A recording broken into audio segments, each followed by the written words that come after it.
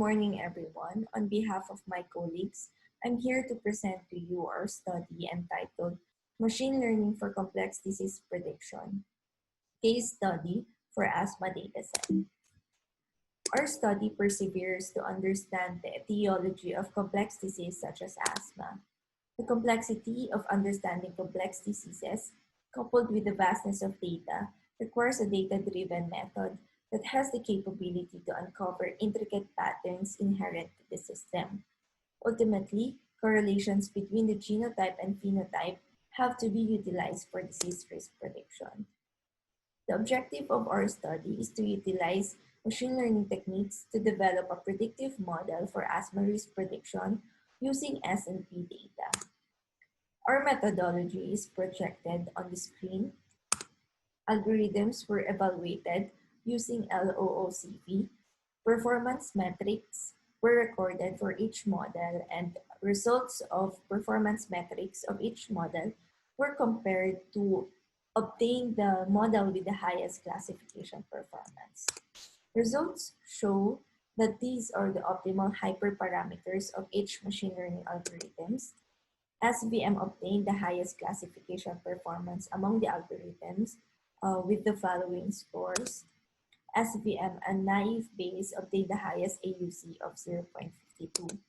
In conclusion, we demonstrated the use of ML algorithms for disease risk prediction.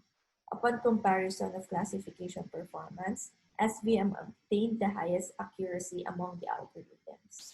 Finally, we showed that the classification stage alone is able to predict asthma risk. However, to further improve the performance of the algorithms, a feature selection stage is recommended. With that, thank you.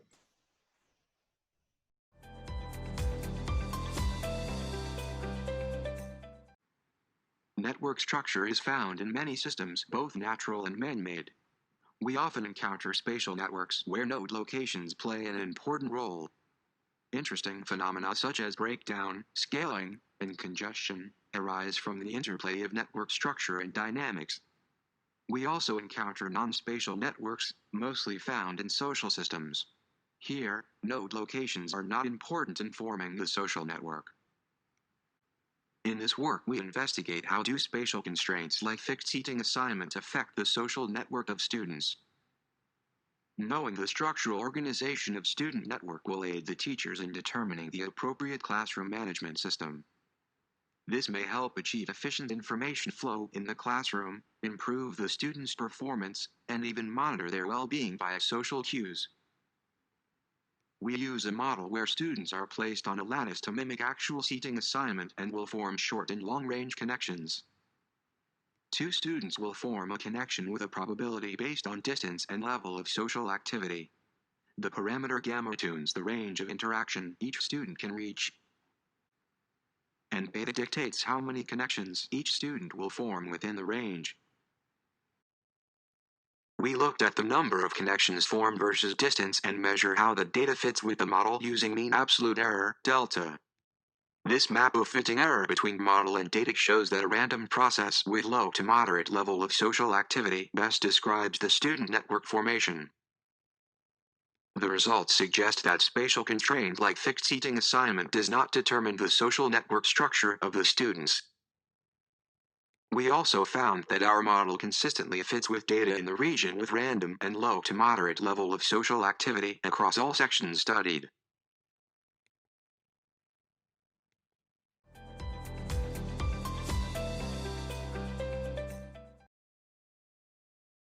Good day, everyone. My name is Mohan Gabriel Manzanillo, and I will be presenting the study, Cluster Analysis of North-West Pacific Basin Tropical Cyclone Genesis Points. To start, the increasing damages done by tropical cyclones makes its analysis a priority. However, due to its dynamics, traditional methods are quite computationally expensive. However, the recent progress of machine learning enabled it to complement traditional tropical cyclone analysis methods, such as the work from Corporal Odampo, where the study used the K-means algorithm to generate clusters to determine unique tropical cyclone characteristics. Alternatively, Using statistics in 2013, the read showed that tropical cyclones tend to form higher latitudinally and lower longitudinally. To state the objectives of the study are as follows. To use the K-means algorithm to cluster tropical cyclones that pass through the North-West Pacific Basin, and to use the metrics such as inertia, silhouette score, and a KN and ad hoc analysis to validate the clusters formed. Based from the metrics, the optimal number of clusters is 5, contrary to literature. However, the high KNN accuracy obtained adds validation to our results. Shown are the clusters formed by the algorithm. Primarily, the clusters can be described in terms of their distance from the Philippines, cluster 5 being the farthest and clusters 1 and 2 being the nearest. From the timeframe distribution, there's an indication of a shift in genesis location over time, consistent with literature, such as when the farthest cluster, cluster 5, is predominantly from the 1985 to 1994 timeframe. Doing some centroid analysis shows that the centroids of the timeframe 1945 to 1964 and 1995 to 2014 move northeast, while the centroids from 1965 to 1994 move southwest. To summarize, the study aims to evaluate inherent groupings in tropical cyclones, and based on our metrics, the optimal number of clusters is 5. Temporal analysis shows that there is a shift in genesis location that happened during the period of 1974 to 2005. Furthermore, the shift indicates an alternating direction in genesis formation when considering a larger time period. That is all. Thank you very much for listening.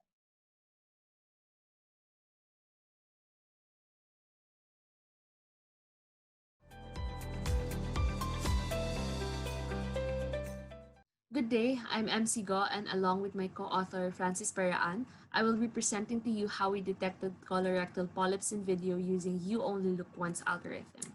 So there are 3 phases: the importance of detecting colorectal polyps. Next is I will briefly describe YOLOv3, then I will compare the performance against other published algorithms that work on the same problem.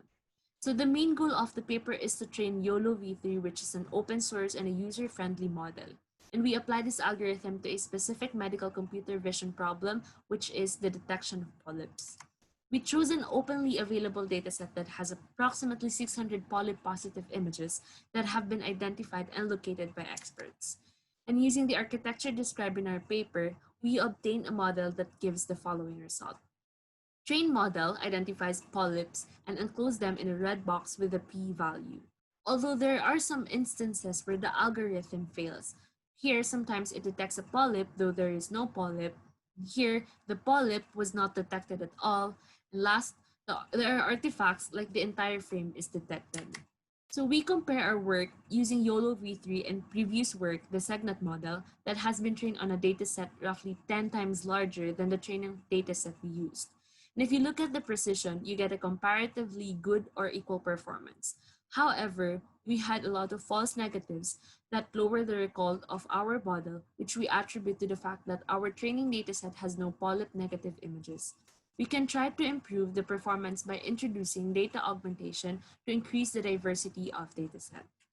We would like to thank Most Gase for the support in a summer program that allowed me to work under Dr. Wei Cheng Wang and learn more about medical computer vision problem. Thank you.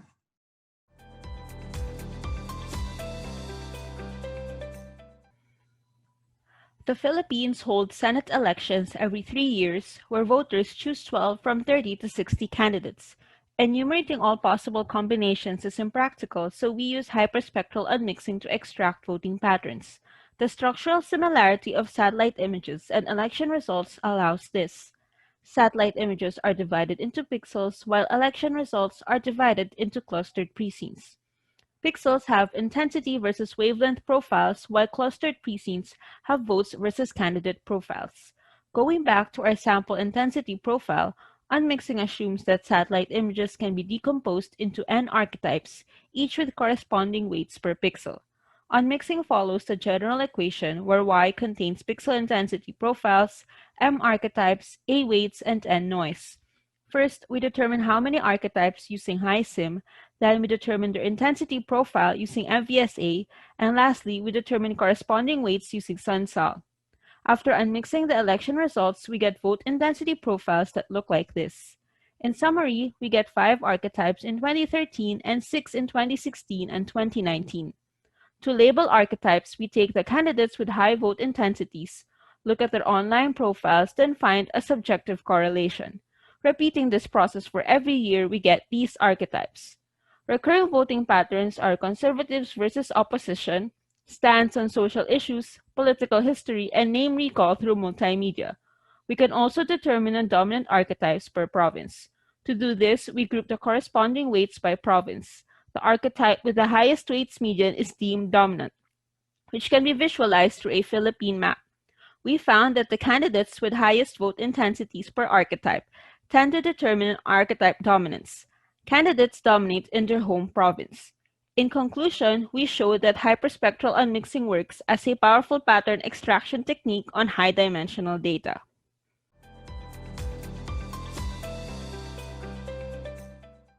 Today, more than half of the global population lives in cities. In 2050, this figure is projected to rise to two-thirds. With this in mind, the United Nations set forth various sustainable development goals, one of which is to build resilient infrastructure, promote inclusive and sustainable industrialization, and foster innovation. Our study aims to determine the state of the Philippine transport infrastructure network to identify the country's progress in fulfilling the said goal. For this, we used 3 types of data: a Philippine barangay shapefile to facilitate geospatial analysis, road and waterway networks from OpenStreetMaps, an open-source crowdsourcing application, and urban extent measurements from land use, land cover data, gathered from NASA's Moderate Resolution Imaging Spectroradiometer sensor. Now, the beauty of remote sensing is its ability to provide data from a large spatial swath with a short temporal interval. This leads to faster urban measurements versus a traditional census. Pertinent values calculated include urban density and a barangay's distance to the nearest highway and waterway. Urban density is the number of a barangay's urban tiles divided by its area. For the distance, we use the barangay centroid as its representative point, finding the Haversine distance, also known as the surface arc distance. Our urban density map shows only 7.92% of Philippine land area is covered by urban barangays, with a large urban extent around Metro Manila. Histograms of barangay distance to highways show a clear difference between urban and non-urban barangays as compared to histograms of barangay distance to waterways. This correlation matrix shows urban density and highways have a stronger correlation than urban density and waterways. Our method may be extended to study other forms of transport networks like railways and public transport routes.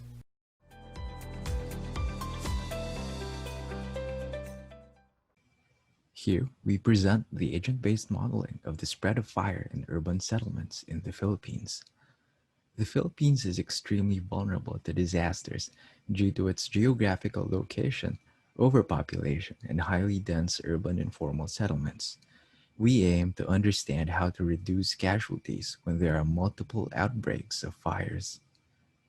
The spread of fire can be represented by agent-based modeling.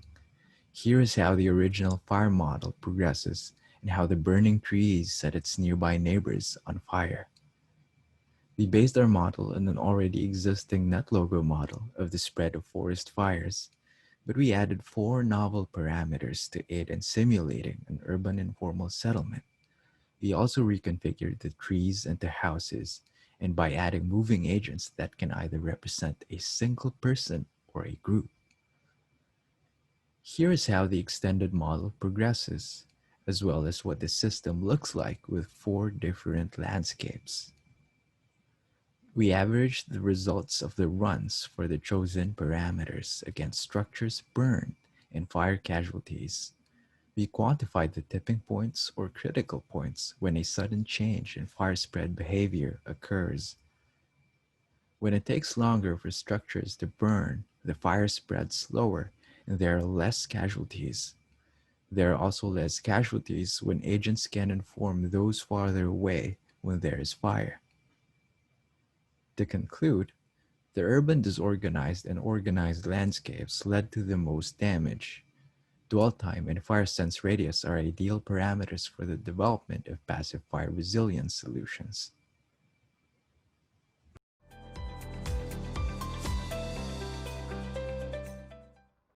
Good day. The title of our paper is The Kinematics of a Developing Internet Subscription Service. Current studies focus on datasets from popular free social networks for fields such as epidemiology as well as linguistics analysis.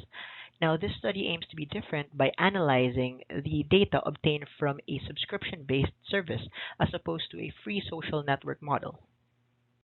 The analysis is done by taking the total number of enrollment events that occur in a 7-day fixed sampling window and recording that with varying time intervals delta t across the whole dataset. Now, probability density plots of the enrollment events for each delta t are produced, and quantile or QQ plots were made between these distribution plots to determine the similarity between these distributions. Ideally, a linear quantile plot would tell us that these different probability density plots show a similar distribution type. Now, the probability distribution plots for varying delta t show very similar plots, and this invariance between different delta t's indicates that the distributions for the enrollment events might follow a Poisson distribution. Now, notice also that the plots resemble a power law distribution, specifically one with a long tail to the left. We verify the Poisson distribution of the dataset by constructing quantile or QQ plots with different delta t's.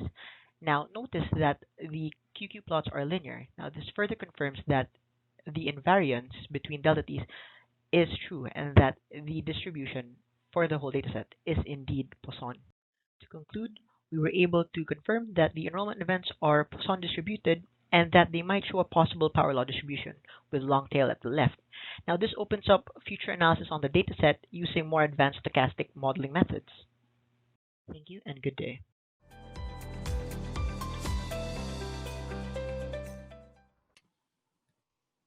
Age-dependent randomness by Verhulst factor in an iteroparous Penna model. Each individual consists of a bit string of zeros and ones, and the length of the bit string is its maximum age. Individuals reproduce at age r, and the offspring copies all of the parent bit strings save for m, which are randomly chosen. Survival of each individual is defined by the Verhulst factor, and the threshold t is the maximum number of bad mutations that could be tolerated. T is less than r is that for which selection essentially applies. The modified Penna model has older individuals adapting. So from some age a sub m to a naught, a reduced Verhulst factor is introduced. After a naught, the Verhulst factor is set to 1. All our cases are those for which t is less than r, and initialization is for a carrying capacity of 10,000, and the initial number of individuals is essentially equal to 1,000, all with 0-bit string. For the normalized population, higher reproductive ages essentially result to lower population. Increasing the duration with the Verhulst factor brings about lower populations. The diversity index, or the number of unique individuals, is larger as the reproductive age is increased. Earlier immunity results to higher diversity indices.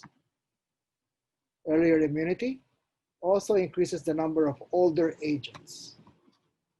And earlier immunity results to longer lifespans. Later reproduction is possible. Thank you.